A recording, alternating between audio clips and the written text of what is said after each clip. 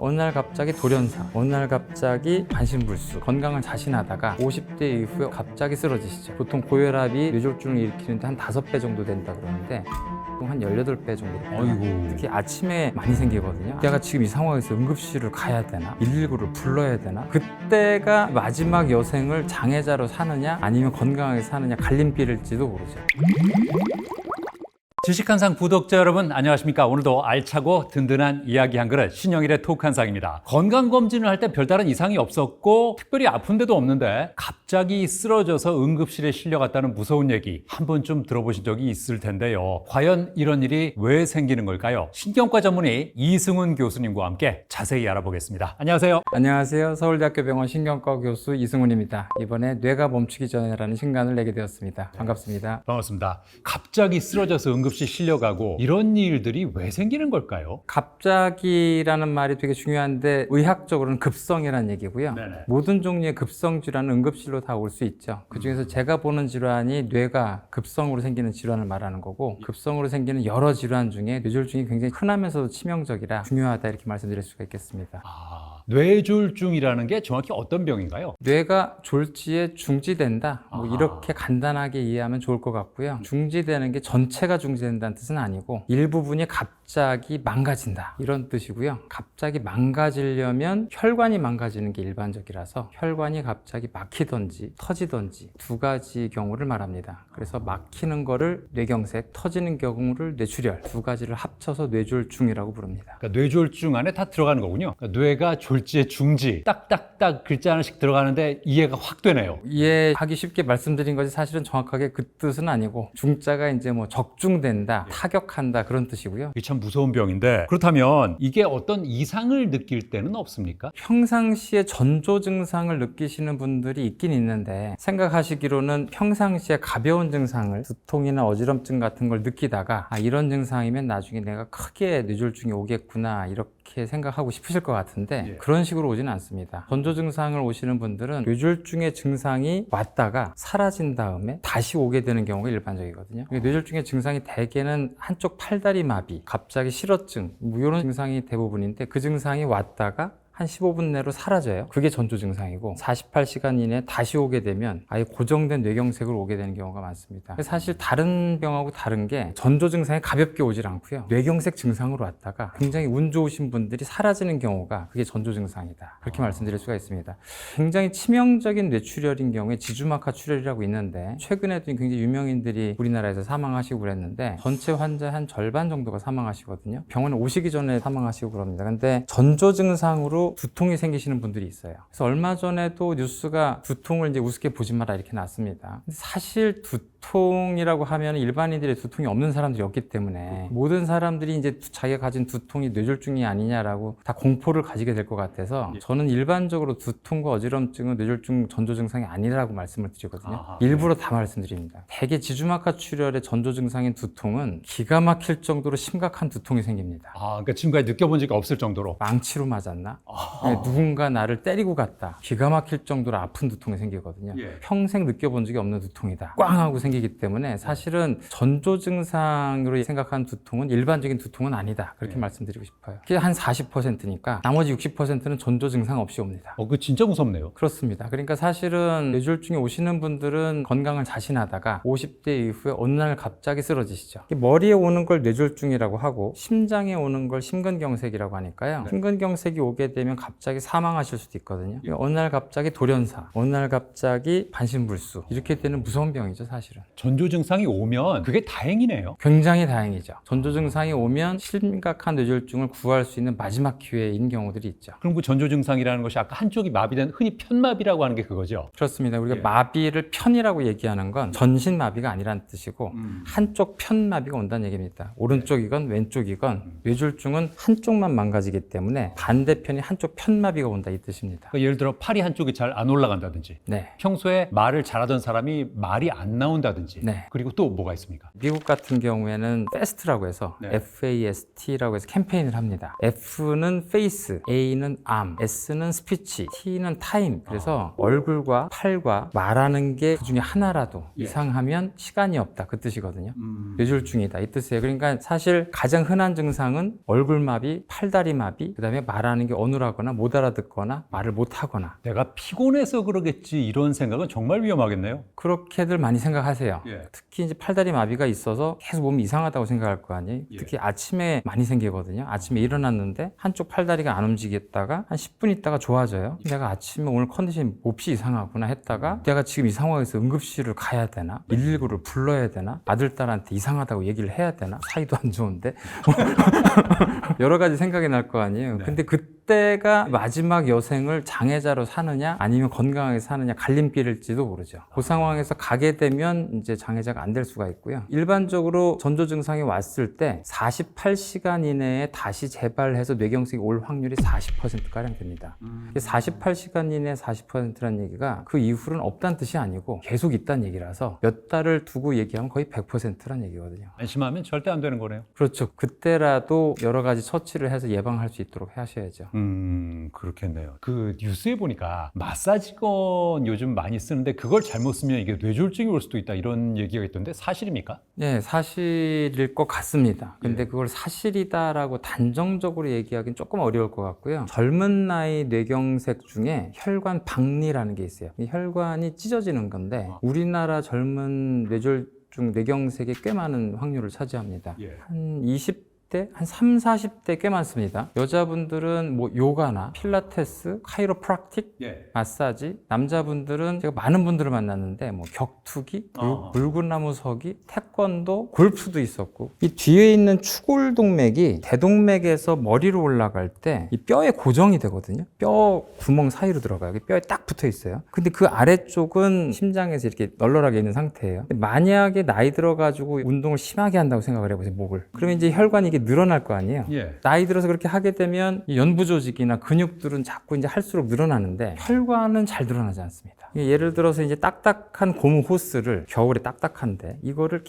계속 늘리고 이렇게 구부리고 하면 안쪽에서 팍 파열이 될 수가 있어요. 안쪽에서 찢어지면 물이 잘 안 흐르겠죠. 예. 그렇게 뇌경색이 옵니다. 혈관 안쪽 벽이 파열되면서 혈액이 못 올라가서 뇌경색이 와요. 이 마사지건 얘기가 특별히 나온 건 추골동맥이나 이제 경동맥 자체를 아주 강력하게 압력을 지속적으로 줬을 때 그 혈관 박리를 유도할 수도 있을 거라는 우려인 거죠. 그러니까 적당히는 모르겠는데 너무 과하게 하면 좋을 게 없다. 박리를 유도할 수도 있을 것 같다라고 생각하는 거죠. 예. 그 보면 마사지건도 그렇고 안마 의자도 이렇게 목 있는 데를 꾹꾹 눌러주는 기능도 있거든요. 이게 건강에 좋겠거니 하고 봤는데 좀 조심해야겠네요. 꼭 나쁘다고 말할 건 아닌데 나이가 들면 혈관은 계속 칼슘이 쌓이면서 석회화되거든요. 신장력이 점점 떨어져요. 그러면서 고혈압도 생기고 막 이런 거기 때문에 그걸 생각하시면서 좀 감안하시는 게 좋을 것 같습니다. 이게 어느 선을 넘는 게 문제인데 선을 어느 정도 하면 넘느냐 이거를 의사가 또 얘기하기도 애매하거든요. 사람마다 다를 거 아니에요? 다 다르고. 예. 그러니까 이제 적당한 선을 잘 지켜서 해라라고 얘기할 수밖에 없는 거죠. 예. 조심해야겠습니다. 근데 조금 전에 여러 가지 말씀하셨는데 우리가 평소에 무심코한 행동인데 알고 보면 이게 혈관 건강에 굉장히 안 좋을 수 있다. 그런 게 뭐가 있을까요? 사실은 뭐 이렇게 얘기 드릴 수 있을 것 같습니다. 그러니까 지금 아까 전조 증상 얘기하고 뇌경색 얘기하면서 예. 그냥 갑자기 뇌경색이 오는 걸로 얘기를 해서 천재지변처럼 얘기를 해버렸는데 예. 제가 많은 클립에서 얘기한 굉장히 중요한 철학은 뇌졸중과 뇌경색을 예방할 수 있다는 거거든요. 예방의 가장 중요한 철학이 되는 건 전구 병변이 있다는 거예요. 혈관이 미리 변한다는 거고 예. 혈관이 변하는데 당신은 모른다는 거고 이게 변하는 시간이 5년에서 한 20년 걸리는데 그 기간 동안 당사자는 모른다. 알 방법이 없다. 증상을. 그럼 그 전에 이 혈관을 변하게 만드는 위험 요인도 한 7가지 되는데 본인이 증상으로는 알 수가 없다. 안다고 착각을 하는데 모른다. 그러니까 평상시에 무심코 하는 행동인데 모른다고 말하기는 좀 애매한데 행동으로 따지자면 아주 대표적인 흡연과 음주가 있죠. 뭐 음주나 흡연처럼 건강에 안 좋다고 하는 걸 피하는 게 결국은 뇌졸중을 예방하는 거네요. 엄청나게 중요하죠. 뭐 음주는 애매한 부분이 있긴 하지만 흡연은 뭐 굉장히 흉악한 위험 요인이고요. 그거 말고도 여러 건강에 안 좋은 행동들이 모여서 우리가 위험 요인이라고 말을 하는 건 고혈압, 당뇨, 고지혈증, 술, 담배, 운동 부족, 수면 부족, 비만 뭐 이런 것들이 있습니다. 이런 것들에다 더 의학적으로 안 좋다고 하는 심방세동 이런 것까지 다 해서 7, 8가지가 모여서 5년에서 한 20년 동안 혈관이 계속 스트레스를 주면 동맥경화, 동맥류라고 하는 혈관 변성을 만들어요. 그런 다음에서야 뇌졸중, 뇌경색, 뇌출혈을 만듭니다. 여기서 건너뛰진 않아요. 그러니까 몸에 안 좋은 행동이 위험 요인 상태에서 혈관 변성 없이 뇌졸중으로 가진 않는다고요. 내가 위험 요인이 있을 때 혈관 변성은 없구나. 그럼 1단계. 내가 위험 요인도 있는데 혈관 변성이 왔구나. 그럼 2단계. 이 상태에서 넘어가지 말라고 얘기하는 거죠. 그러니까 평상시에 본인의 단계를 모르고 내가 조금 건강하게 살아야 되겠다 막연하게 생각하는 것보다 내가 지금 현재 어떤 건강에 안 좋은 행동을 하고 있지만 몸이 굉장히 건강해서 1단계 상태야.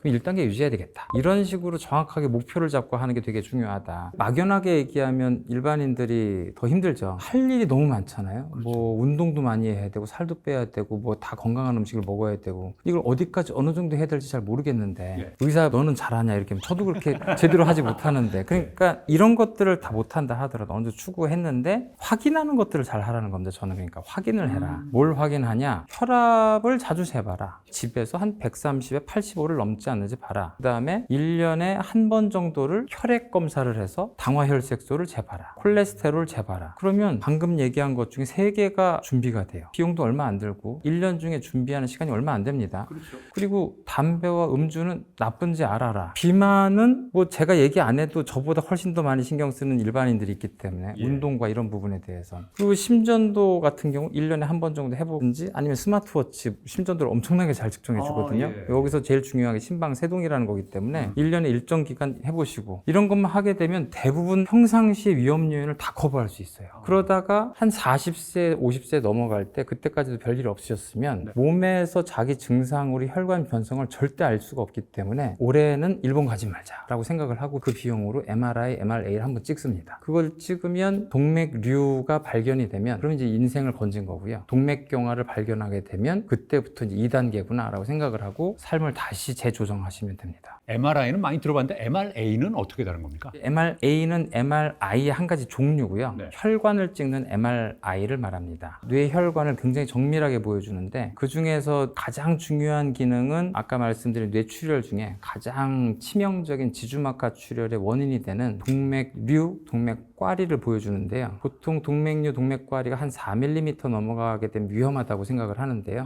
1mm, 2mm일 때부터 보입니다. 이 MRA에선. 방사선도 아니기 때문에 해가 되지 않으면서 정밀하게 확인을 할 수가 있죠. 그리고 이 동맥류가 자라는 시간은 보통 없을 때 4mm까지 자랄 때까지 보통 한 10년 걸리거든요. 그래서 없다고 하면 10년 안 찍으시면 됩니다. 그러니까 한번 찍고 한 10년 동안 안심하시고 건강생활 하시고 그렇게 생각하시면 되죠. 그렇군요. 아까 스마트워치 말씀하셨는데 스마트워치 덕분에 뭐 생명을 구했다 그런 기사를 본 적이 있거든요. 근데 그걸 차고 있으면서도 기능을 활용을 하지 않으면 의미가 없잖아요. 그게 정말로 정확도가 그렇게 올라갔습니까? 그러니까 스마트워치로 뭘 하는지를 보지 않으시고 그냥 심전도 나오네 신기하다 이렇게 보시면 안 되는 거죠.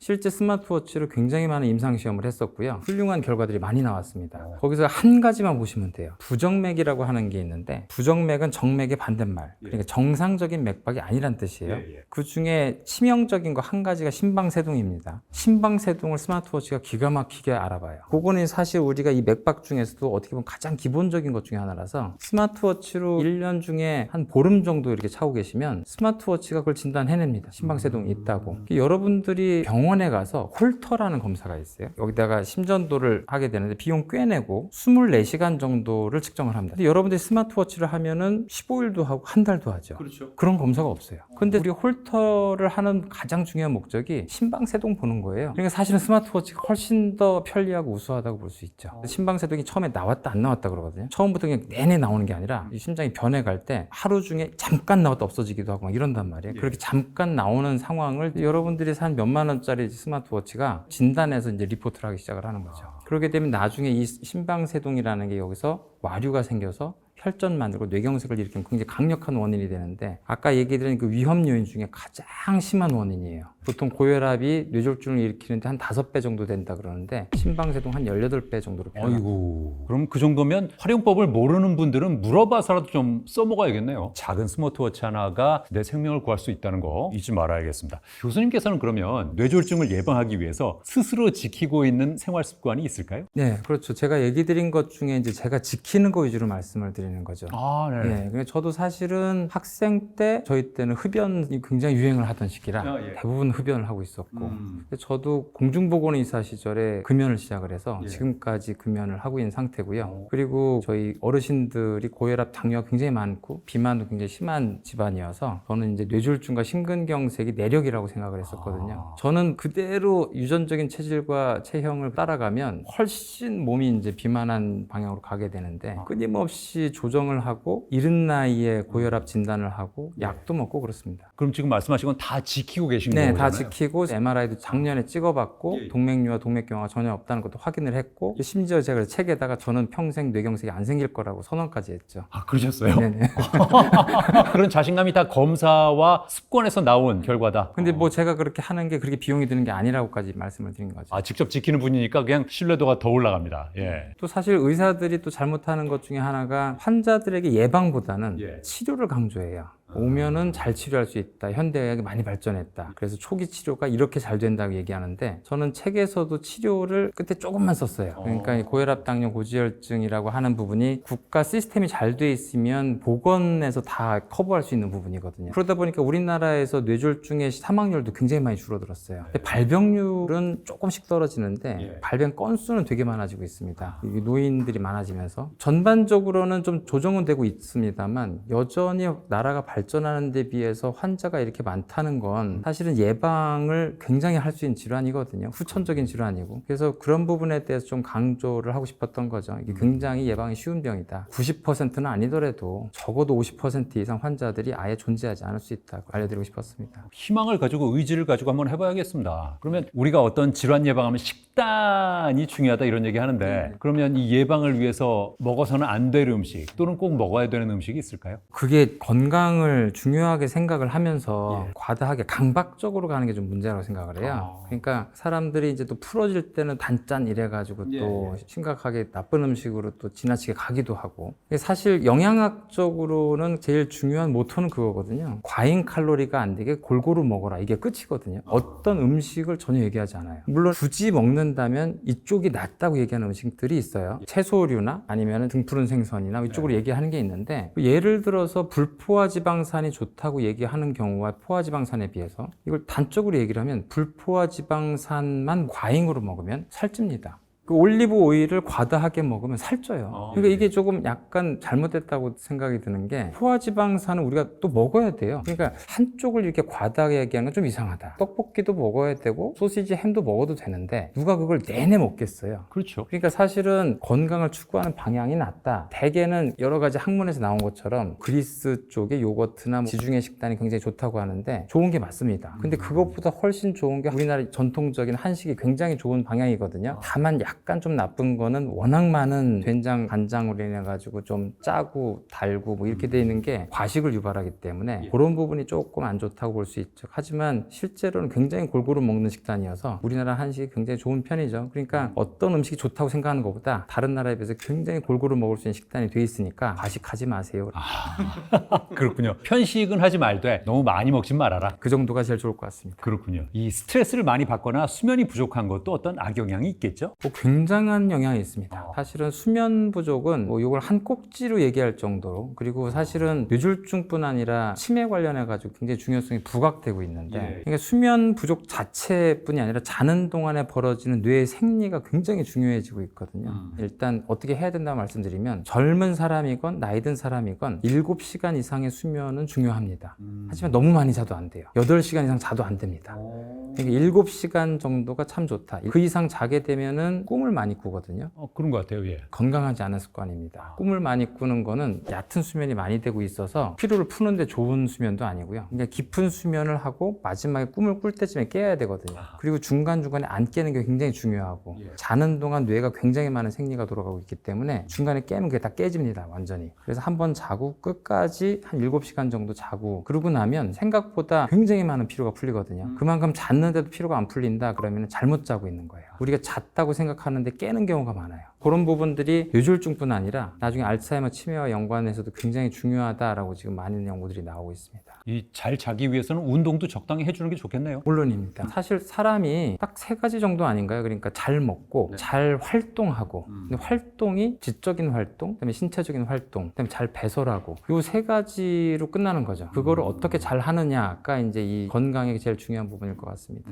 아까 혈관 박리 말씀하실 때 운동도 살짝 영향을 미칠 수 있다 그런 말씀하셨는데 그러면 야 이거 운동을 너무 많이 하면 오히려 혈관 건강에 안 좋을 수도 있지 않나 하는 걱정을 할 수 있잖아요. 그렇죠. 그러니까 우리 모든 세포가 아무것도 안 하면 망가지고요. 너무 많이 해도 다 망가져요. 그러니까 사실 그냥 단순히 혈압을 생각을 해보면 혈압이 없으면 사람이 죽고요. 너무 높으면 고혈압이 되죠. 혈당이 없으면 죽고요. 너무 높으면 당뇨가 됩니다. 그러니까 사실은 이 일정 선을 유지해야만 정상 생리를 유지하는 거잖아요. 그러니까 사실은 운동도 너무 안 하게 되면 다 여기가 석회화 되고 죽고 근육도 마르게 되는 거고요. 너무 심하게 하면 혈관 박리가 옵니다. 적당한 선이라는 거를 본인이 이제 평상시 운동하면 찾아야죠, 사실은. 정말 자기의 적당한 선은 그 의사도 판단하기 어려울 것 같아요. 그럼요. 정말. 사람마다 다 틀린 거고 예. 그것도 다른 사람 말을 들어서 하는 것도 아닌 것 같죠. 네. 관리하다 보면 어느 정도 보일 겁니다. 그죠? 그러면 이거 나 뇌졸중 아닌가 하는 전조 증상을 느꼈다. 그러면 당장 그 순간에 그럼 뭘 해야 되는 겁니까? 일단 뇌졸중이 명확하게 왔다. 본인이 오는 경우도 있는데 이제 집안 사람이 오는 경우도 있습니다. 그렇겠죠. 근데 이제 본인이 어떤 행동을 하는 게 아주 쉬운 건 아니고요. 왜냐하면 이제 본인이 이제 그 상태에서 당황하거나 병식이 없는 경우도 있어요. 본인이 어떤 상황인지 잘 모르는 경우도 있고. 그래서 옆에 있는 분이 일단은 이분을 편안하게 두는 게 좋은데요. 뇌졸중이 생겼다고 환자분 본인이 나 뇌졸중이야 이러는 건 아니거든요. 그때 생기는 여러 상황들을 한꺼번에 이해하는 게 좋습니다. 갑자기 쓰러졌다를 생각을 하시면 쓰러지신 분을 일단 가서 봅니다. 빨리. 첫 번째, 의식이 있나 없나를 봐야 돼요. 의식이 없으면 심장마비일 가능성이 있어요. 그럼 그때는 첫 번째로 혼자면 핸드폰으로 일단 119 먼저 겁니다. 연락을 해서 119 빨리 오라고 하고 이게 연락이 끝났으면 그 다음에 심폐소생술을 시작을 해요. 근데 옆에 사람이 있으면 119를 하라고 하고 바로 심폐소생술을 합니다. 이 심폐소생술을 하는 방법 중에 드라마에서 많이 나오는데 지금은 되게 단순해졌어요. 그 입으로 하는 인공호흡은 안 합니다. 지금. 예, 지금은 심장만 합니다. 1분에 100회 정도로. 옆에서 이렇게 하는 게 아니고 몸을 수직으로 해서 흉골을 부시겠다는 생각으로 부서집니다. 실제로. 가운데로 이제 눌러서 하는 거고요. 그렇게 하게 되면은 거의 다 돌아옵니다. 근데 만약에 의식이 있다. 뇌졸중일 가능성이 높아요. 그럴 땐 별로 할 게 없어요. 그냥 편안히 눕히고 간질발작이라고 해가지고 뇌가 죽으면서 발작을 하시는 분들도 있어요. 그런 분들 같은 경우는 이제 거품이 생기면서 이제 흡인이 돼가지고 심미나 가래가 넘어갈 수도 있기 때문에 고개를 살짝 돌리기만 합니다. 그래서 아무것도 할 게 없고 119만 연락하면 돼요. 물을 먹이거나 뭔가 먹이는 건 전혀 도움이 안 돼요. 절대 안 됩니다. 치료를 하면서 다 수액이 들어가니까 목마른 건 신경 쓸 필요가 없습니다. 그 당시는. 뭔가 남을 돕는다고 한 행동인데 그게 오히려 큰일 날 수도 있는 거네요. 자, 신영일의 톡 한 상 오늘은 뇌졸중에 대해서 알아봤고요. 우리 몸이 보내는 신호 놓치면 안 되겠습니다. 여러분 고맙습니다. 병원에서 재는 혈압은 비정상 혈압이에요. 그 혈압을 기준으로 하게 되면 다 고혈압 환자가 돼요. 영어로도 사일런트 킬러라 170, 180이 돼도 무증상인 경우가 대부분이에요. 그러니까 사실 고혈압이 생겼을 때의 문제는 합병증이 무서운 거예요. 실제로는 환자들을 보면 주식한상 구독자 여러분 안녕하십니까? 오늘도 알차고 든든한 이야기 한 그릇 신영일의 토크 한상입니다. 집에서 혈압을 재면 멀쩡한데 병원만 가면 혈압이 높게 나온다. 이게 도대체 뭐가 맞는 건가 헷갈리는 분들 많이 계시죠? 오늘은 혈압에 관한 자세한 말씀 나눠보겠습니다. 신경과 전문의 이승훈 교수님과 함께합니다. 안녕하세요. 안녕하세요. 서울대학교 병원 신경과 교수 이승훈입니다. 이번에 뇌가 멈추기 전에라는 책으로 여러분을 만나게 되었습니다. 감사합니다. 반갑습니다. 유독 병원만 가면 혈압이 높게 나온다는 분들 계시는데 그거 왜 그러는 겁니까? 겁니까? 그거는 누구나 그렇습니다. 누구나요? 예. 그러니까 병원에 왔을 때 혈압이 올라가면 내 몸이 왜 이러지 그러실 텐데 그거는 사실 당연한 현상이고요. 우리 몸의 교감신경계라는 신경계가 경계하거나 공포를 느끼거나 하는 상황에서는 당연히 혈압과 맥박을 높여서 혈액을 근육과 뇌에 많이 보내게 돼 있어요. 그럼 혈액을 통해서 혈당을 받고 여러 가지 양분을 얻은 다음에 각성을 유지하고 근육에 힘을 얻어서 싸우거나 도망가거나 해야 되거든요. 네. 그러니까 병원에 가게 되면 우리 몸은 교감신경계가 올라가서 싸우거나 도망가거나 하는 반응을 똑같이 느끼는 거죠. 예. 그러니까 사실 병원에 가서 난 여기 너무 편안하다라고 느끼시는 분은 병원에 출근하시는 분밖에 없을 거고요. 그러니까 사실은 병원에 오시는 분들 중에 대부분 다 여러 가지 긴장 상태니까 누구나 그렇습니다. 그렇죠. 누구나. 예. 그래서 왜 병원에 올라가지라고 하는 거는 내 몸이 이상하다고 생각하실 필요는 전혀 없다. 근데 어차피 고혈압 판정은 병원에서 재는 수치를 가지고 판정을 할 텐데 선생님 저 집에서 재면 괜찮은데요 라고 할 수는 없는 거 아닙니까? 그러니까 이게 딜레마였는데요. 예. 예전에는 병원에서 혈압을 잴 수밖에 없었습니다. 그렇죠. 그 수은 혈압계를 써야 되고 집에는 그 혈압계가 없었고 있다 하더라도 청진기로 코르토코프 사운드라고 해서 그 의사가 훈련된 방식으로 혈압을 쟀기 때문에 의사와 간호사만 잴 수 있었거든요. 그런데 수은 혈압계의 수은이 환경오염의 원인이다라고 해서 생산을 안 하고 전자혈압계가 아주 쉬운 방식으로 지금 다 생산이 되면서 동일해졌어요. 거의 정확하게 잽니다. 그럼 이제 지금부터는 혈압을 어디서 재는 게 맞냐? 정의가 간단하게 세 글자 써 있거든요. 고혈압의 정의는 안정시 이렇게 써 있어요.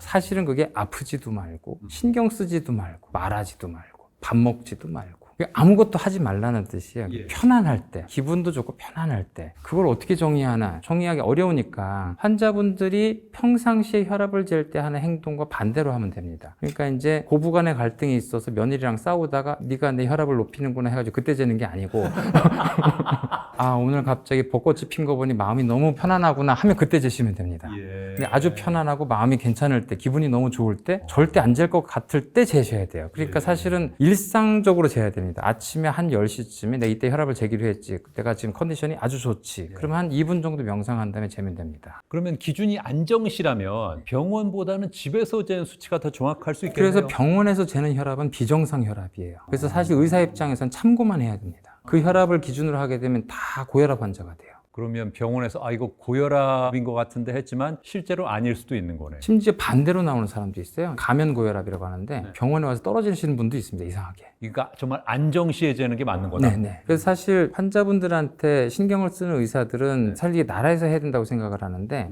뭐 저도 마찬가지입니다. 환자분들한테 혈압 수첩을 나눠줘요. 그럼 집에서 이렇게 적으라고 주면은 스마트폰이 있어서 많이들 적어 오세요. 적다 보면 본인 혈압을 알게 됩니다. 요즘 보니까 혈압이 올라갔더라고 이렇게 본인이 알고 오세요. 그게 굉장히 중요하게 됩니다. 그 예전에 자기 나이에 90을 더해야 그게 자기 혈압이다 뭐 이런 얘기 있었거든요. 그거 맞는 얘기인가요? 그런 얘기가 있다는 얘기를 최근에 저도 들었습니다. 사실 의사는 그런 얘기를 듣는 것보다 고혈압의 진단 기준이 자꾸 변해가니까 제가 학생 때는 고혈압의 진단 기준을 160에 95라고 배웠어요. 그래요? 예, 특히 확장기 혈압이 95가 중요하다.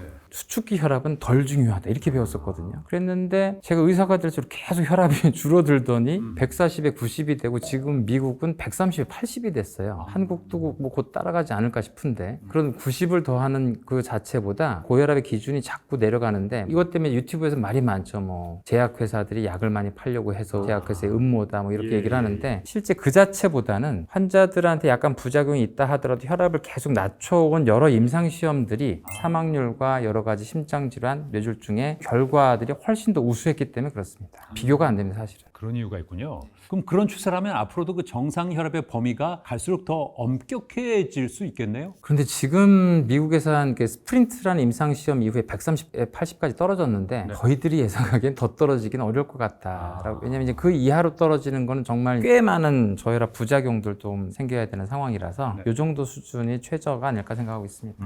주변에 고혈압이라는 분이 워낙 많다 보니까 그냥 뭐 흔한 병이구나 이렇게 생각할 수 있을 텐데 고혈압이 왜 무서운 걸까요? 고혈압은 영어로도 흔한 표현이 이제 사일런트 킬러라. 킬러인데 사일런트하다. 평상시에 아무 증상이 없다는 얘기죠. 근데 1970년대, 80년대 보면은 이제 목 뒤를 잡는 고혈압 캠페인들이 있었습니다. 그래서 머리가 아프면 고혈압이다 그랬는데요. 실제로는 고혈압은 환자들을 보면 170, 180이 돼도 무증상인 경우가 대부분이에요. 자각 증상이 없습니다. 제가 말씀드리는 게 혈압이라고 하는 건 교감신경계 활성화에 의해서 벌어지는 일이기 때문에 네. 이렇게 얘기하고 있는 상황에서의 제 지금 현재 혈압은 아마 한 150, 60 될 거예요.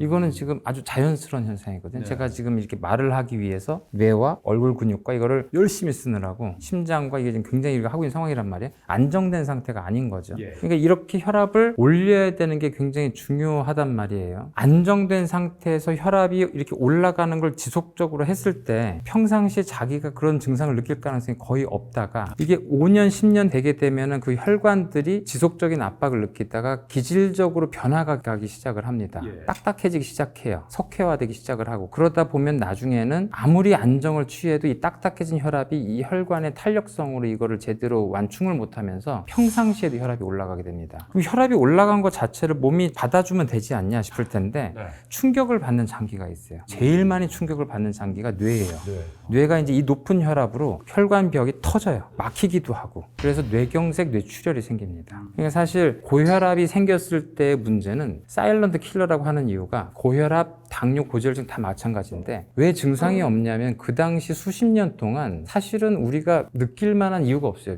그 당시에 우리 몸이 하나도 힘들지 않아요. 합병증이 무서운 거예요. 그러니까 제가 뇌졸중의 3단계, 1단계에서 3단계로 안 넘어간다고 말씀드렸는데 혈관의 변성을 반드시 일으킨다. 변성을 일으킨다면 뇌졸중을 일으킨다 그랬잖아요. 변성을 일으키지 않으면 이 위험 요인은 없다고 생각해도 됩니다. 내가 고혈압 환자지만 동맥경화를 안 일으켰으면 고혈압이 없는 사람과 동일하다. 합병증이 문제가 되지 않으면 이 병은 없는 거라고 생각해도 전혀 상관이 없는 거예요. 내가 고혈압 환자라는 것 때문에 괴로워할 필요가 없다. 고혈압이 있든 없든 나는 평상시 아무 상관이 없는 거다라고 생각을 하시는 게 굉장히 중요하다. 고혈압은 전조 증상이 아예 없군요. 전조 증상도 없고 증상도 없습니다. 증상도 없고. 예, 합병증만 있습니다. 그렇군요. 그럼 머리에 두통이 있다 이런 경우에 단순한 두통인지 아니면 네가 혈압이 높다 이런 건지 그거는 그냥 혈압을 재봐야 알 수 있는 거군요. 그러니까 고혈압은 자각 증상이 없기 때문에 사실은 두통과 무관해서 그냥 안정때 혈압을 쟀을 때 혈압이 높은 고혈압이게 진단을 하는 거라서요. 예. 일반인들이 내가 분명히 머리가 아파서 혈압을 쟀더니 고혈압이더라고요. 이렇게 얘기를 할 때는 대개는 인과관계가 거꾸로 된 거예요. 그러니까 고혈압이라서 두통이 아니고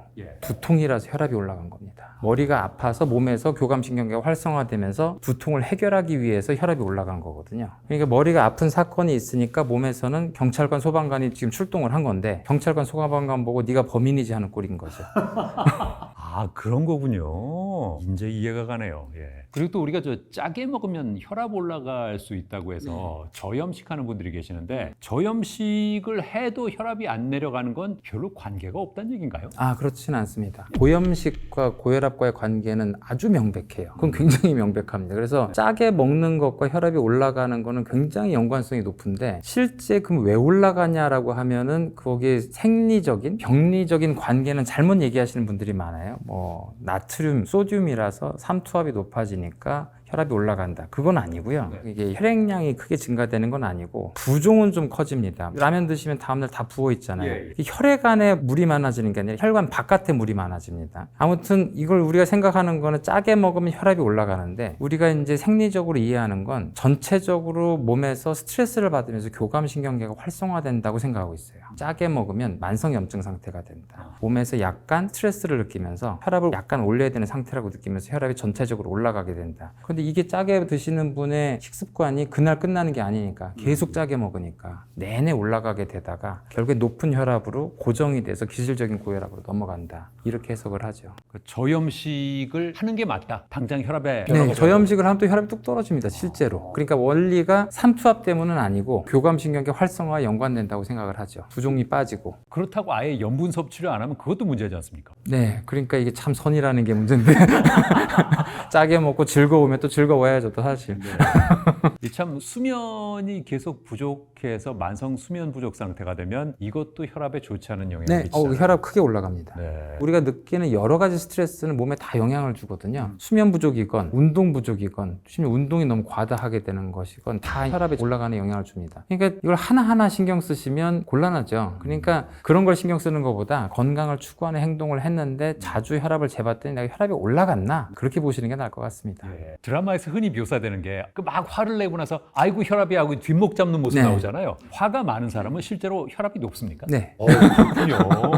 혈압 변동이 아주 큽니다. 당연히 화를 내는 동안 혈압이 크게 올라가게 되고요. 그 혈압 변동이 크기 때문에 혈관벽에 큰 충격을 주게 되거든요. 예. 사실 이 정도는 다 완충할 수 있거든요. 혈관의 탄력성이 굉장히 좋아서. 그런데 그분이 한 20년 동안 고혈압으로 혈관벽이 이미 딱딱해진 상태고 동맥경화가 와 있는 분이라면 한 50, 60 넘어가신 상태에서 계속 화를 내는 상태라면 파열될 수가 있죠. 그날.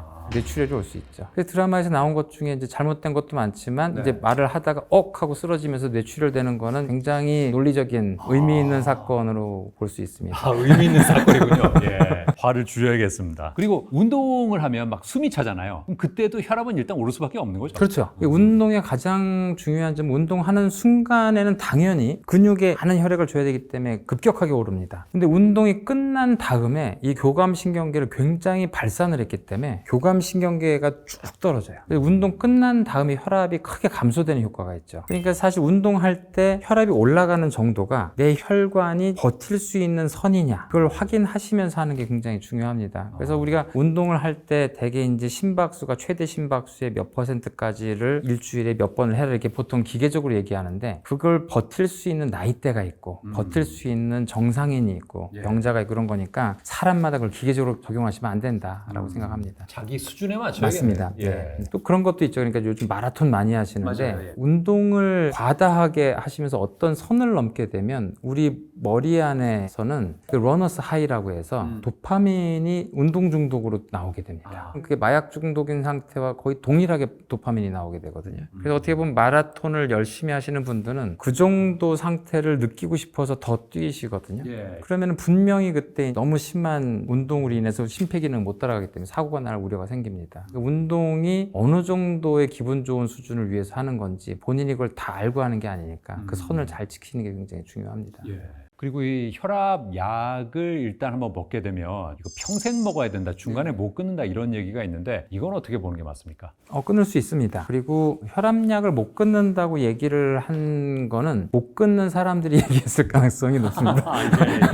그러니까 뒤늦게 먹어서 도저히 끊을 수 없는 분들. 고혈압이 2단계가 있어요. 짜게 먹어서 혈압이 올라가신 분들인데 혈관이 건강하신 분들. 젊으신 분들이 혈관이 탄력성이 좋습니다. 이거를 이제 기능적 고혈압 단계라고 제가 보통 얘기를 하는데 기능적 고혈압인데 치료를 안 해서 계속 고혈압이면 한 5년, 10년 되면 딱딱해진다고 했죠. 기질적 고혈압 단계로 넘어갑니다. 이때는 아무리 저염식을 해도 고혈압이 돼요. 이때는 약을 안 먹을 수가 없어요. 근데 기능적 고혈압 단계일 때는 약을 안 먹어도 정상 혈압이 될 수가 있습니다. 근데 이때 약을 먹게 되면 환자분이 정상 생활을 하게 되면 저혈압이 되잖아요. 그럼 약을 끊을 수가 있죠. 얼마든지. 이 단계는 약을 얼마든지 끊을 수가 있습니다. 기질적 고혈압 단계가 되면 끊고 싶어도 끊을 수가 없어요. 아무리 건강 생활을 해도 혈압이 이미 140, 190을 넘어가는 상태가 되기 때문에. 그러니까 사실 2단계로 넘어가기 전에 관리를 하는 게 제일 중요하고요. 그러니까 먹었기 때문에 못 끊는 게 아니고 이미 그 단계를 넘어갔기 때문에 못 끊는 겁니다. 혈압약이 중요한 게 아니라 기질적 고혈압 단계로 넘어가지 않는 게 중요한데 사실 고혈압이라고 하는 경우는 우리가 오래 살면서 수명이 늘어나면서 거의 누구나 걸릴 수 있는 병이라고 생각을 해야 되거든요. 그러다 보니까 기질적 고혈압이 되는 건 거의 모든 인구가 처한 문제이기 때문에 어떻게 보면 가장 기본적인 굉장히 좋은 혈압약이 부작용이 좋은 혈압약이 나온 이런 상황에서 혈압약을 무서워할 필요는 없다고 생각을 합니다. 그럼 짧은 기간 먹고 중단한 거 말고 한 10년 이상 길게 먹었는데 딱 끊고 이런 경우도 있습니까? 그런 경우는 오진이거나 아니면 몸이 굉장히 허약해지거나 아니면 이런 경우는 있죠. 그분이 이제 굉장히 살을 많이 빼거나 살이 빠지면 혈압 크게 떨어집니다. 실제 살이 많아지면 왜 혈압이 올라가냐면 뭐 심장도 좀 커집니다만 같은 심장인데 몸이 훨씬 커지면 혈액을 훨씬 많이 보내야 되잖아요. 당연히 맥박과 혈압이 올라가야 됩니다. 그런데 살이 빠지게 되면 당연히 부하가 줄어들기 때문에 떨어지게 되거든요. 그러니까 살 빼고 건강 생활하면 혈압은 당연히 떨어집니다. 다만 환자분들이 그걸 알고서 본인이 건강 생활을 하겠다고 기다리라고 해요. 기다립니다. 원칙이 기다리라고 돼 있어요. 그걸 건강생활 하라고 6개월. 근데 그게 6개월이 이제 몇 년 되시는 분들이 있어요. 그래서 이제 계속 타협을 하고 이제 다음번에 꼭 하겠다 이러시는데 너무 오랫동안 그렇게 타협하지 말고 한 6개월까지만 해보시고 안 되면 일단 약의 힘을 빌었다가 나중에 되면 그 다음에 또 약을 또 끊어보기도 하고 이렇게 해보시는 게 좋을 것 같습니다. 건강 생활을 한다는 명목으로 약을 미루다가 나중에 먹으면 더 몸에는 안 좋은 거 아닌가요? 그렇습니다. 혈압이 혈관을 망가뜨리는 거거든요. 그 고혈압이 이제 악순환으로 넘어가게 돼요. 심한 고혈압일수록 혈압약을 더 많이 쓰게 되고 더 못 끊게 됩니다. 당뇨도 마찬가지인데 가벼운 혈압약과 가벼운 당뇨약으로 평생 갈 수 있어요. 그럼 혈압약을 먹었을 때 생길 수 있는 부작용도 있습니까? 많죠. 네. 기본적으로 약은 부작용이 있습니다. 그러니까 전문의약품은 당연히 약효를 내게 만들었기 때문에 예. 이 약이라고 하는 건 먹거나 주사를 맞았을 때 전신 혈류를 도는 거예요. 그러면 우리가 목표로 하는 장기에서는 약효지만 목표로 안 하는 장기에서는 부작용입니다. 그래서 모든 약은 부작용이 있어요. 그게 얼마나 두드러지느냐의 차이만 있는 거란 말입니다. 그래서 혈압약은 기본적으로 모든 혈압약이 당연히 혈압이 너무 떨어지면 저혈압이 생깁니다. 근데 그게 의식하지 못한 상태에 생기는 저혈압이 제일 문제가 되는데 그게 아침에 누워있을 때 혈압이 제일 낮다가 이제 아침에 출근해야지 벌떡 일어났는데 머리가 제일 높은 상태니까 심장에서 그걸 준비 채 못했을 때 일어나자마자 기립성 저혈압이 생겼을 때 기절할 수가 있어요. 찡하게 머리가 아프기도 하고. 그래서 모든 혈압약은 일단 첫 번째로 기립성 저혈압이 생길 수 있습니다. 네. 저는 먹는데 저도 가끔 느끼는 거고. 두 번째는 혈압이 떨어지는 게 일부 장기에서 문제가 되는 경우가 있는데요. 특히 남자한테서 문제가 됩니다. 남자는 혈압으로 할 수 있는 것 중에 성생활이 있어요. 그렇죠. 그래서 남자는 기본적으로 그 발기부전으로 인해서 성기능 부전이 생깁니다. 그래서 혈압약을 피하는 거고. 그래서 남자들이 피합니다. 병원에 와서 잘 얘기를 안 하고 그냥 안 먹고 싶다. 심지어 처방만 가져가서 집에서 약만 쌓아두고. 사실 뭐 뇌졸중에 걸리면 남자 환자의 90% 가까이가 발기부전이 생깁니다. 근데 그 얘기를 또 안 해요. 그렇죠. 그 꺼내기가 좀 맞아요. 힘든 얘기잖아요. 실제로 굉장히 예민한 얘기인데 사실 이것도 의사가 또 꺼내는 게 굉장히 중요한 부분인데 당당하게 꺼내시는 분들도 있고 근데 사실 또 우리가 외래가 또 너무 번잡하니까 의사하고 환자하고 이렇게 아주 친밀하게 얘기해야 되는데 막 그 안에 뭐 간호사 있고 막 환자하고 이렇게 복잡한 곳에서 자기의 그런 치부를 잘 꺼낼 수가 없는 곳이다 보니까 잘 얘기를 안 하게 되죠. 아무튼 그래서 혈압약은 특히 초기에 발기부전이라는 게 생길 수 있다. 근데 그게 생겼을 때 좌절하고 그것 때문에 힘들어하고 그러실 필요가 없는 게 초기에 많이 생기고 많이 극복이 됩니다. 시간이 지나면 적응이 돼요. 그러니까 이제 그런 얘기를 하면서 약을 바꿔가면서 보는 게 되게 중요하다는 것이고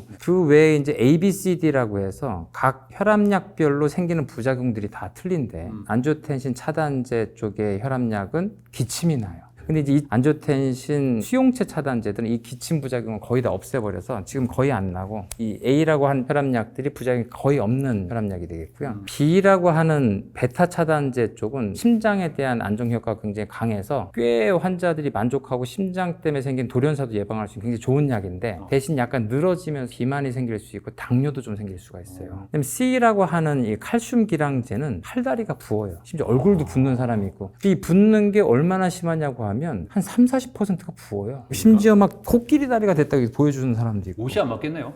그런 사람 꽤 있어요. 뭐 신발이 안 맞는다. 근데 혈압 강화 효과는 굉장히 강하거든요. 그러니까 이거를 부작용이 있다고 끊을 수는 또 없어요. 이분들이 되게 이제 악성 고혈압인 경우들이 많아가지고 이제 뭐 다리에 올려놓고 마사지하고 어떻게든 쓰셔야 된다 이런 얘기를 하시는 분들이 많고. D라고 하는 게 이제 이뇨제인데 이뇨제 특성을 보입니다. 뭐 밤에도 일어나서 화장실 가야 되고 뭐. 근데 이런 부작용들이라는 게 대부분 다 초기에 그러다가 이제 많이 적응할 수 있게 되기도 하고. 의외로 약을 저용량으로 섞어서 먹게 되면 덜한 경우가 많아요. 한 가지를 고용량으로 쓸 때 부작용이 더 도드라지고. 그러니까 사실 이런 부작용이 있을 때 특히 젊은 의사들이 그런 경우가 많은데 환자들과 약을 얘기할 때 환자들이 부작용이 있다고 하면 부작용 없다고 방어적인 태도를 가진 의사들이 많거든요. 그러지 말고 부작용이 맞다고 환자들한테 부작용이 맞고 그게 이 약에 의한 부작용을 얘기하면 환자들이 더 자기 얘기를 들어줬다고 생각하고 더 열심히 약을 먹으려고 하거든요. 그런 얘기를 잘 하면서 부작용을 없애기 위한 약을 잘 찾기 위해서 노력을 하게 되면 약에 대한 수능도도 좋아지고 환자분들도 부작용이 덜한 약을 찾게 되고 그렇게 됩니다. 실제로 지금 전 세계적으로 우리나라도 마찬가지인데 고혈압을 진단하고 혈압약을 제대로 먹는 비율이 60%를 못 넘어요. 한 50% 못 넘는 것 같아요. 그러니까 사실 너무 기본적인 병인데 전 세계적인 사일런트 킬러라고 침묵의 살인자라고 부르는데도 불구하고 지금은 전 세계적으로 혈압약을 개발을 안 하거든요. 제약회사가 뭐 음모론 어쩌고 얘기했는데 개발 안 해요. 나올 만큼 나왔다 이건가요? 네. 그리고 심지어 지금 팔지도 않아요. 다 지금 카피약으로 다 풀려서 이미 보건의료계 쪽으로 다 퍼진 상태고 그러니까 고혈압은 인류의 숙제가 아닌 상태가 돼버렸어요. 의사들과 보건의료계가 이 노력을 해야 되는 상황인 거지. 신약 개발이 필요한 상태가 아니다. 이미 개발된 약이 너무 많아서 환자들과 의사들이 얘기하면 되는 상태라는 거죠. 그러니까 이 약을 부작용이 있다는 걸 잘 받아들이고 잘 수능해서 먹을 수 있도록 서로 잘 협조하는 게 좋다라고 생각을 합니다. 그렇군요. 그러니까 혈압약을 먹고 있을 때는 적어도 누워있다 갑자기 일어나는 행동은 좀 피해야겠네요. 특히 처음에는. 처음에? 네네. 혹시 그런 경우도 있습니까? 혈압약을 처방받아 먹는데 성기능이 떨어지니까 발기부전 치료제 같은 걸 같이 먹는 있는 네. 경우도 그렇게 또 처방을 해주기도 합니다. 그러니까 그러면 괜찮나요? 괜찮아요. 그러니까 이게 발기부전 치료제가 거꾸로 이제 혈압을 높이니까 예. 뭐 고혈압을 만드는 거 아니냐 싶은데 작용 기전이 전혀 달라서 고혈압을 전혀 일으키지 않습니다. 비아그라 같은 약들은 혈압을 약간 떨어뜨려요. 혈관 확장 효과 때문에. 그래서 고혈압과 전혀 무관하거든요. 예. 그런 얘기를 하게 되면은 오히려 이제 발기부전 치료제를 처방을 해주고 그러면서 환자분들한테 이 약을 같이 먹어도 상관이 없다는 얘기를 해주죠. 혹시 그 영양제나 건강기능식품 먹는 게 어느 정도 도움이 됩니까? 의사들이 보통 이제 영양제에 되게 알러직하죠. 그게 이제 방송에서 제가 얘기를 했습니다만 영양제에 대해서 그런 근본적인 이유를 말씀을 드리면 영양제는 이제 두 가지 카테고리입니다. 하나는 우리가 식사에서 먹을 수 있는 게 부족할까봐 만들어 놓은 거. 뭐 비타민 등 미네랄 계통. 이건 이제 밥에 있는데 굳이 만들어 가지고 못 먹을까봐 편식하거나 부족하게 먹을까봐. 한 가지 계통은 이제 천연물 아니면 생체에 있는 물질이거나 이제 여러 가지 식물에 있는 건데 이 물질은 사람한테 해가 되지 않는다는 자료를 내면은 영양제로 이제 또 허가를 내줘요.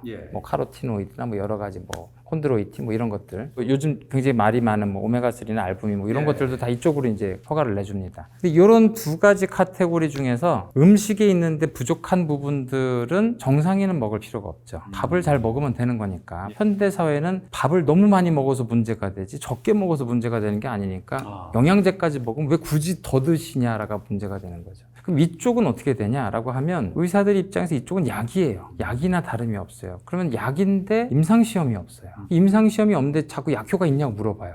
이 전문의약품은 임상시험을 다 했기 때문에 이게 어떻다 저쩌다 부작용 어떻다 얘기하는데 이쪽은 모르겠어요. 그러니까 이제 임상시험 결과가 없기 때문에 신뢰할 수가 없다. 그래서 사실은 이쪽 계통은 어느 정도 생물학적 논리적 근거가 있긴 하지만 실제 그런 근거가 굉장히 많은 전문의약품들도 굉장히 많은 임상 실패를 하기 때문에 이쪽이 괜찮을 거다라고 저희들이 확신할 수는 없습니다. 그래서 사실은 영양제를 가지고 의사들이 좋다 나쁘다 같아 보이게 얘기를 하는 것보다는 그쪽은 증거가 없다. 그리고 약이나 다름이 없기 때문에 부작용이 있을 수 있다. 조심해야 된다. 이게 일반적 학술적으로 가장 건강한 태도죠. 그럼 혹시라도 혈압에 도움이 되는 음식이 있을까요? 혈압에 도움이 되는 음식이요? 네. 처음에 말씀드린 것처럼 어떤 음식이 혈압에 도움이 된다기보다는 많이 먹지 않는 게 제일 도움이 되고요. 그리고 기본적으로는 많이 먹지 않다 하더라도 단위 질량당 칼로리가 적은 게 제일 도움이 됩니다. 그러니까 사실은 영양소를 크게 나누면 단순한데요. 칼로리가 있는 영양소를 3대 영양소라고 하죠. 탄수화물,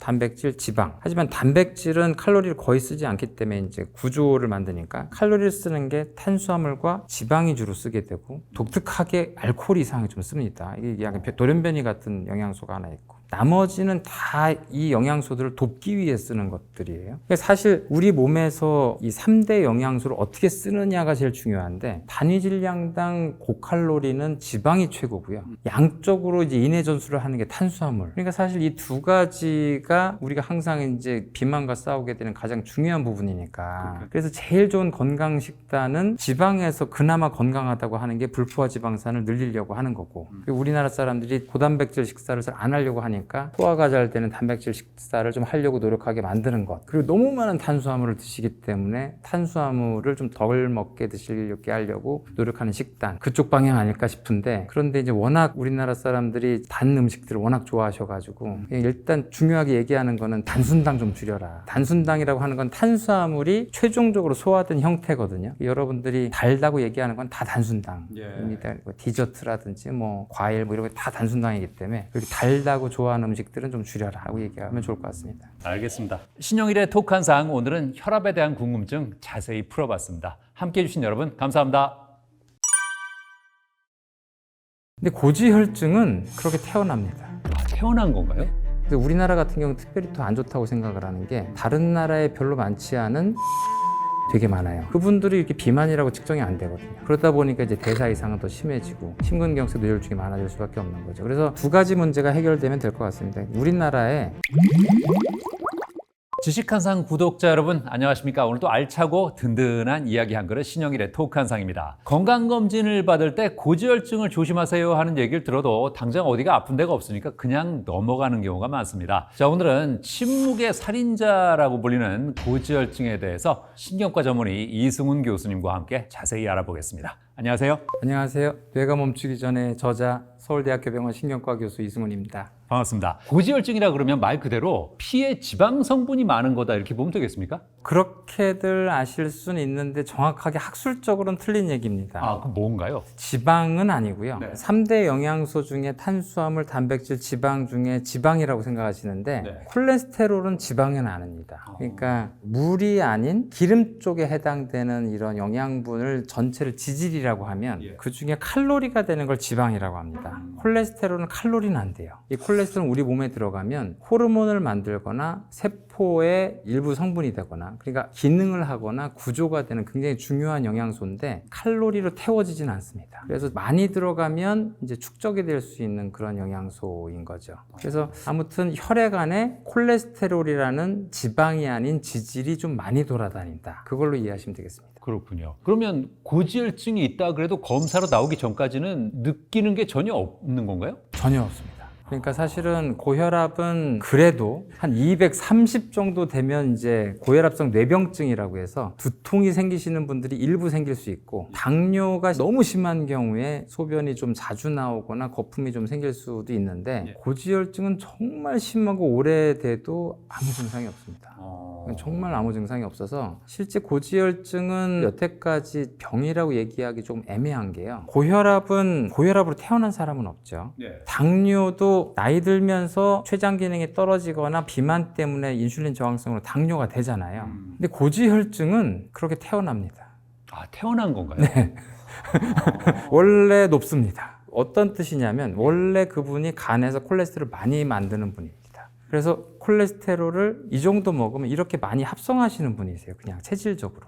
그런데 평생 나보고 환자라고 안 하더니 나이 드니까 나보고 동맥경화의 원흉이라고 하네? 수십 년 동안 병이라고 안 하더니 갑자기 환자라고 이렇게 갑자기 질환 딱지를 붙이는 이상한 상황입니다. 그러니까 실제로 간이 정상 기능을 하고 있는 거예요. 근데 그 혈관 입장에서 왜 이렇게 많이 합성하는 거야? 라고 알려주는 것 뿐인 거죠. 이상한 얘기인데 그러니까 다른 병에 비해서 그냥 그렇게 세팅된 분이다. 이게 더 이해하기 쉽습니다. 누구나 콜레스테롤 합성하는 정도가 거의 체질적으로 유전적으로 정해져 있다. 그러면 고지혈증이 있는 사람은 생애 처음 건강검진을 받으면 그때 바로 알겠네요. 네. 일찍부터 높은 걸 알게 됩니다. 물론 이제 이게 시기에 따라서 좀 변하기 때문에 달라지긴 하는데 이른 나이 때부터 높은 걸 확인하게 됩니다. 깜짝 놀라겠는데요. 놀라시죠? 내가 20대인데 뭐 170 뭐 이렇게 확인하시면서 놀라시게 되죠. 그래서 이제 이걸 약을 먹어야 되나 이렇게 확인을 하시는데 이른 나이부터 약을 먹어야 되는지 모르겠지만 조금 다른 사람보다 동맥경화가 생길 그런 유전적인 경향을 가지신 분이다 라고 생각하실 필요는 있겠습니다. 고지혈증이 위험한 이유는 그 동맥경화를 유발할 수 있기 때문인가요? 그러니까 동맥경화에 생기는 생물학적인 원리를 아주 간단히 설명드리면 혈관벽의 안쪽이 이렇게 부풀어 오르는데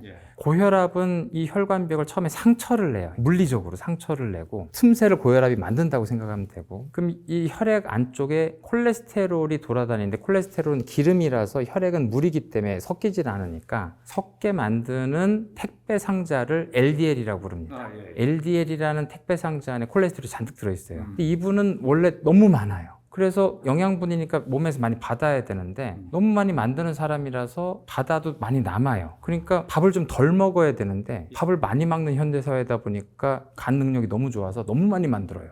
너무 많이 혈액이 돌아다녀. 그러니까 막 가는 곳마다 천대받아요. 그러니까 어떻게 되냐면 상처난 혈관벽에 가서 박혀요. 그 안에서 박혀서 염증을 일으킵니다. 염증을 일으키다가 터져서 콜레스테롤이 그 안에 축적이 됩니다. 그래서 혈관벽 안쪽에 누렇게 콜레스테롤이 쌓인 형태를 우리가 동맥경화라고 불러요. 이 동맥경화를 까서 보면 그 안에 콜레스테롤 덩어리예요. 명백하게. 그러니까 우리가 이제 옛날부터 이제 혈관벽을 보면 이 누런 콜레스테롤이 도대체 어디서 온 거야라고 1950년대부터 그때는 이제 이걸 모르니까 지금은 다 알게 됐는데 콜레스테롤을 만든 그 LDL이 거기 와서 박히고 염증을 계속 일으키다가 결국엔 그걸 해결하려고 노력하다 결국엔 더 많은 콜레스테롤이 오는 바람에 염증이 이기질 못하고 쌓이게 된 거거든요.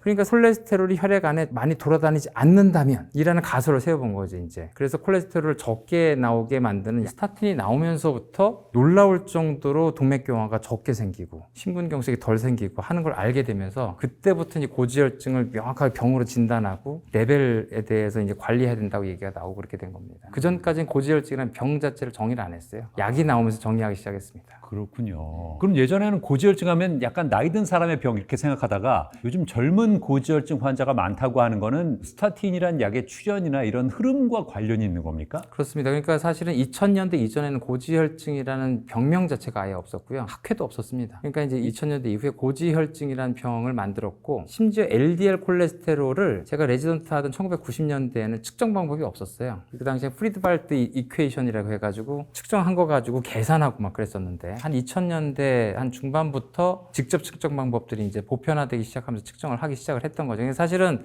고지혈증의 역사가 되게 오래된 것 같아도 십몇 년밖에 안 됐습니다. 그때쯤부터 이게 측정 방법이 굉장히 쉽고 하니까 건강검진에서 다 하게 되고 젊은 사람들을 측정하게 되면서 젊은 사람들도 고지혈증 진단 받으면서 더 그렇게 된 것 같습니다. 아, 그렇군요. 고지혈증이 체중과는 무슨 관계가 있나요? 체중과는 관련이 있습니다. 아예 유전학적으로 결정되는 건 아니고요. 체질적으로 결정된 거에 비해서 비만이면 한 단계 더 올라가고 지방이 많으면 또 한 단계 또 더 올라가요. 그러니까 이제 체중 관리를 하거나 지방 시기를 관리를 하시게 되면 본인의 간에서의 생산량 정도 수준으로 떨어질 수는 있게 됩니다.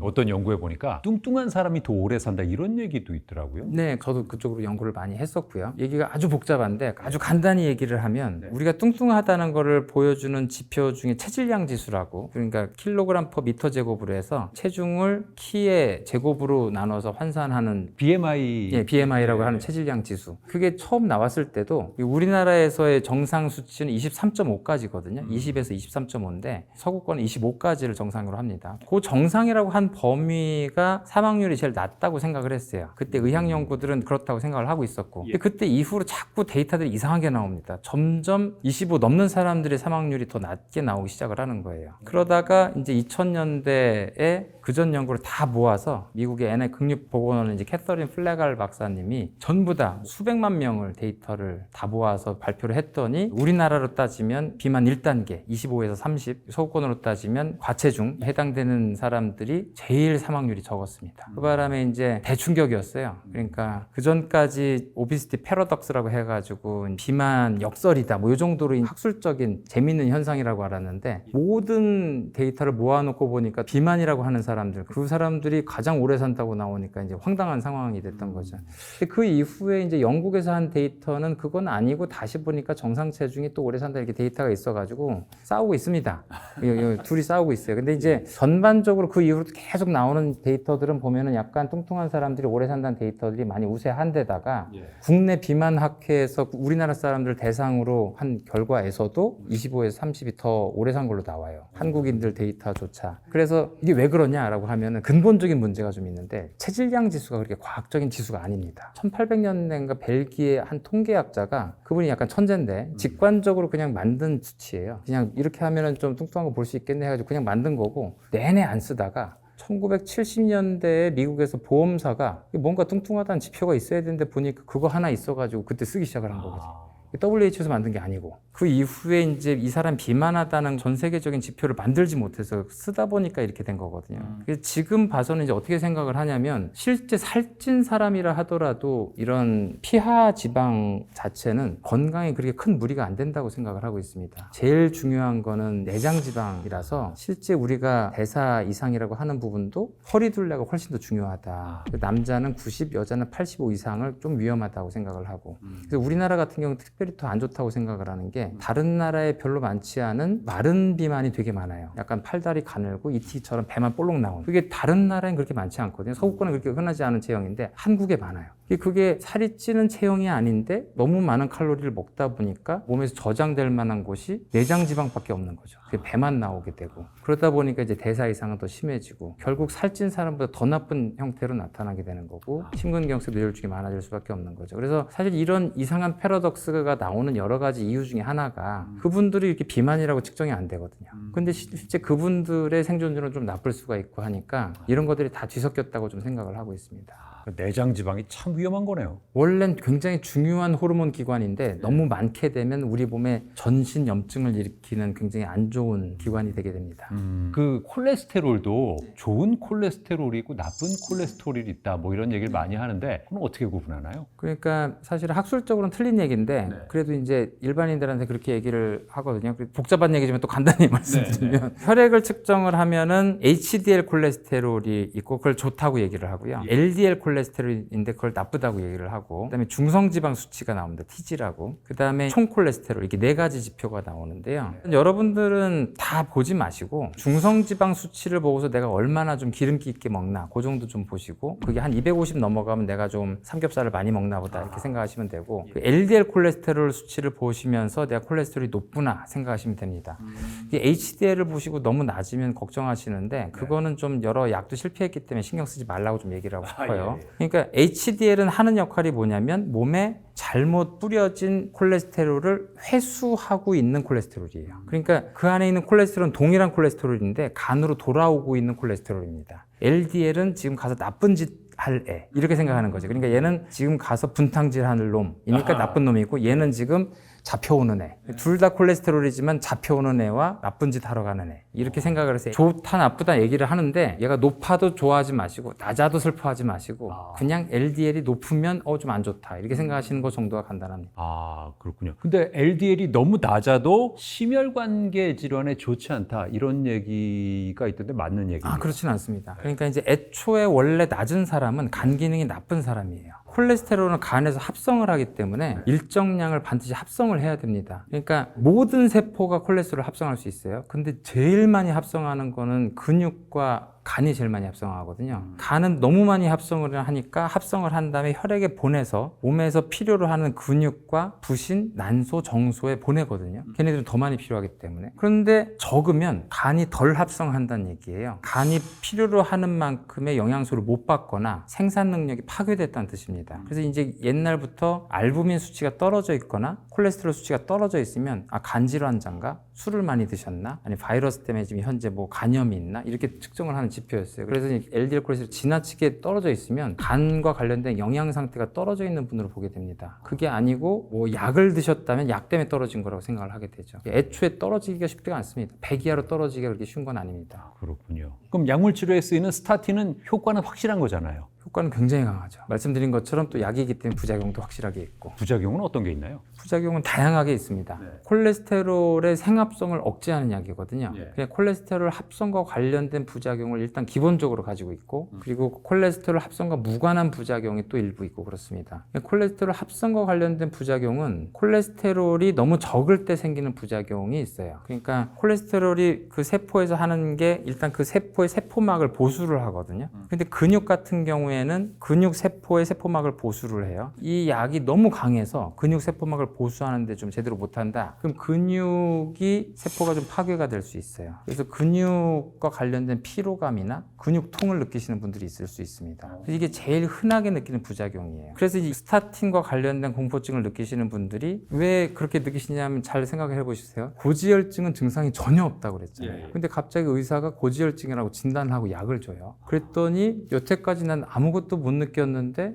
부작용을 느끼면서 괴로운 거죠. 갑자기 통증이 생기니까? 네. 그러니까 이거는 나를 괴롭히는 약이지 이 약 때문에 내가 앞으로 뇌졸중이 예방된다는 거를 실감하기 힘든 거죠. 1차 예방이라고 해서 뇌졸중 생기기 전 환자한테 약을 줬을 때 환자들의 수능도가 굉장히 떨어집니다. 근데 일단 뇌졸중이나 심근경색이 걸린 분들의 수능도는 굉장히 높아요. 한번 당해봤습니다. 당해봤기 때문에. 그래서 이제 우리나라에서 스타틴 관련된 수능도 문제는 유튜브에 굉장히 많은 음모론이 나오는 건 기본적으로 그 의사들이 이 약에 대한 부작용에 대한 환자들과의 협력 관계, 교육 이런 것들이 잘 안 된 상태에서 이 약에 대한 효과를 너무 맹신하고 많이 처방이 되면서 환자들과 좀 관계가 나빠진 게 크다고 좀 생각을 합니다.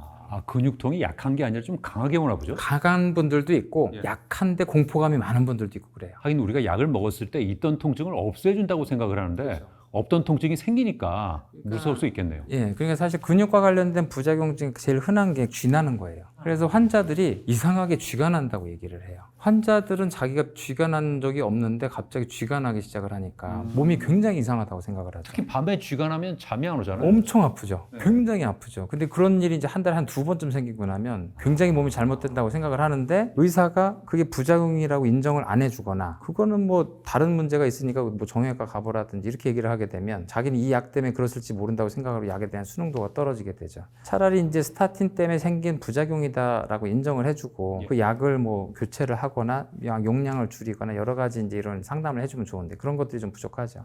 교수님께서 보시기에 고지혈증 환자들은 공통적으로 어떤 특징들이 있던가요? 별 특징이 없습니다. 특징이 아예 없나요? 그러니까 제일 큰 특징 중에 하나는 그래도 패턴을 얘기할 수 있는 건 여자분들이요. 폐경이 되고 나면 콜레스테롤이 크게 올라가요. 그래서 이제 미국 같은 경우는 뇌졸중 환자들을 보면 전 세계적으로 뇌졸중이 남자가 더 많아요. 6대 4 정도 되거든요. 그런데 이 4라고 하는 비율도 거의 폐경 이후에 압도적으로 많이 생겨요. 그래서 실제로 여성 뇌졸중 환자 캠페인을 합니다. 남자가 더 많은데. 근데 남자는 꾸준히 많고 여자는 거의 없다가 폐경 이후에 압도적으로 많이 생겨요. 그래서 이거 폐경 이후에 고지혈증 관리를 잘 하는 것만으로도 여성분들한테 뇌졸중 관리가 크게 될 수 있겠다는 생각을 하는데 이 여자분들이 아무래도 감정적이고 감성적인 분들이 많다 보니까 실제 이 스타틴 약물에 대한 공포감도 되게 많으세요. 그래서 이제 실제 이런 부분에 대한 수능도는 여자분들이 더 많이 떨어집니다. 이게 사실 이 약은 뇌졸중 걸리시거나 심근경색 걸리신 분들한테 큰 문제는 안 됩니다. 엄청나게 중요한 약인지를 잘 알고 계시거든요. 그러니까 사실 요거는 어떻게 보면은 2가지 문제가 해결되면 될 것 같습니다. 우리나라에 그 스타틴의 부작용이 없는 약이 좀 곧 들어올 예정이거든요. 아, 그래요? 주사제로는 있긴 한데 이 주사제는 아프기도 하고 되게 비싸고 한 번 주사 맞는데 200만 원 넘는 약도 있어요. 어이구. 6개월에 한 번 주사 맞는 약이고 간단하긴 한데 엄청 비싸죠. 그다음에 2번째 지금 어떻게 보면은 의학 과잉 시대, 약간 건강 과민 시대 뭐 그런 부분인 것 같아요. 그래서 일단 의사들이 여태까지는 좀 전문의약품에 대해서 얘기를 하는 걸 좀 덜 했는데 좀 더 적극적으로 스타틴이라는 약에 대해서 양과 음에 대해서 부작용은 있다. 근데 그 부작용을 어떻게 관리하면 된다라는 걸 잘 알려드리고 먹을 필요 없는 분들이 먹으면서 부작용을 너무 이렇게 얘기를 하는 것 같으니까요. 환자들이 잘 먹어야 된다는 걸 잘 얘기할 필요가 있다고 생각을 합니다. 그렇군요. 운동은 콜레스테롤에 어떤 영향을 미칠 수 있습니까? 떨어진다고 돼 있습니다. 조금이요. 조금. 그럼 열심히 해도 대세에는 영향을 거의 영향을 안 줍니다. 당뇨와 혈압은 보람을 크게 느끼십니다. 비만하신 분들이 당뇨가 없어지는 걸 경험하고 고혈압이 없어지는 걸 경험을 하세요. 근데 콜레스테롤은 하시고 와서 혈압을 재보시고서 그대로 해요? 뭐 근데 심지어 더 올랐어요? 하시게 되거든요. 그래서 사실은 아까 말씀드린 것처럼 거꾸로 얘기를 해요. 간이 너무 좋아서 콜레스테롤을 너무 많이 합성합니다. 이건 당신이 잘못된 게 아니라 간은 그냥 자기 할 일을 하는 거예요. 자꾸 먹을 걸 충분히 영양분을 잘 주니까 콜레스테롤 잘 합성하는 것 뿐이지 이건 병이 아니고 영양분이 잘 들어오다 보니까 동맥경화가 생길 수 있을 정도로 오래 살다 보니까 이걸 우리가 병이라고 정의한 것 뿐이다. 그리고 이걸 떨어뜨릴 수 있는 약도 생겼기 때문에 이걸 정의하고 이렇게 치료를 해봤더니 뇌경색과 심근경색이 줄어드니까 고지혈증을 치료해야 되는 그런 관리 대상으로 들어간 것 뿐이다. 그러니까 유산소든 근력이든 별로 운동이 별로 뭐 떨어지긴 하는데 별로. 그렇군요. 예. 그러니까 뭐 아마도 해보신 분들이 이제 떨어졌다고 느끼셨어도 아마 한 다음 달 다시 보시면 다시 올라간 거 보실 테고 많이들 좌절하실 겁니다. 그렇군요. 예. 혹시 식습관에는 도움이 될 만한 부분이 있을까요? 오메가3를 먹으면 또 살짝 떨어지고요. 건강식을 하면 콜레스테롤도 살짝 떨어집니다. 근데 제가 다 얘기하는 게 다 살짝 떨어집니다.